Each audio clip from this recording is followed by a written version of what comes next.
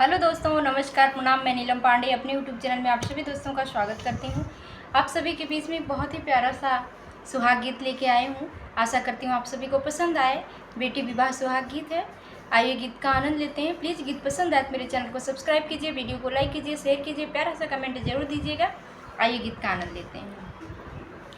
बाबा दुअर वाले वंगिया के पेड़ वाले वंगिया के पेड़वा, अरे लवंगा चुआई सारी रत रे लालनवा, अरे लवंगा चुआई सारी रत रे लालनवा, अरे लवंगा काटाई बाबा पलना सलाम, अरे पलना सलाम, अरे बिचावा में पटावा डराई रे लालनवा, अरे बिचावा में पटावा डराई रे लालनवा, अरे तेही पलना सोवाए दुल्हे कावन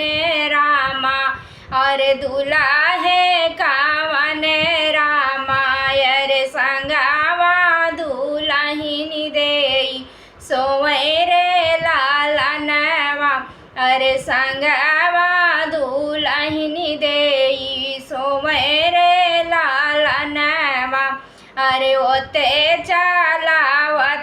चाला ससुरु के धेरिया, अरे ससुरु के धेरिया, अरे जोड़े वाधु मिला होई जाए रे लालनवा, अरे जोड़े वाधु मिला होई जाए रे लालनवा, अरे तानी बाचन सुनी दुल्हिनी कामना देई, अरे दुल्हिनी कामना देई, अरे उठी है लुगरिया झराई रे लालनवा, अरे उठी है लुगरिया झराई रे लालनवा, अरे अब सुख सोवा ससुरु जी के पुतावा,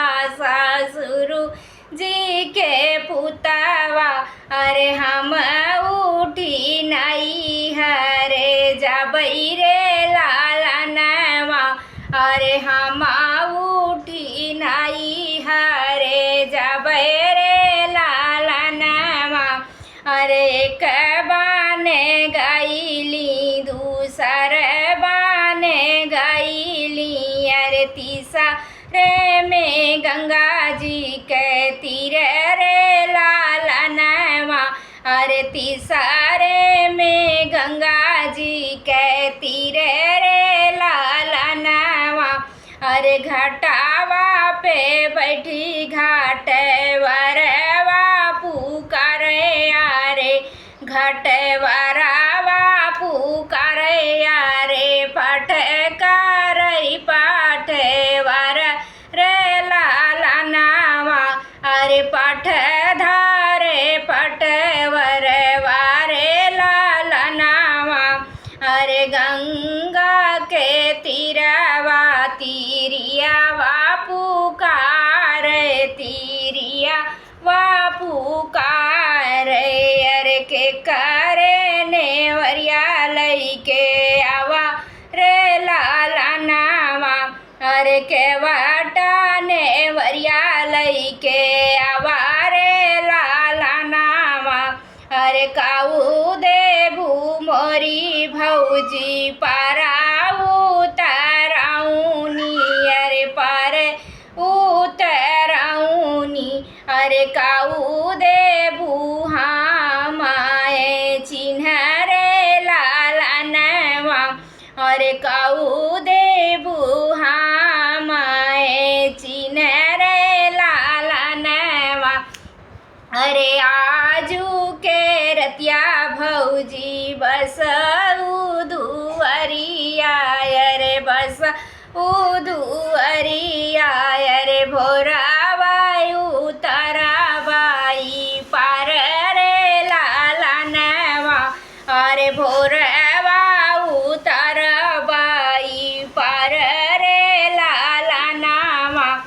अरे के बेटा बेटाऊँ ना मछरिया के मानुष माँ छरिया के मानुष।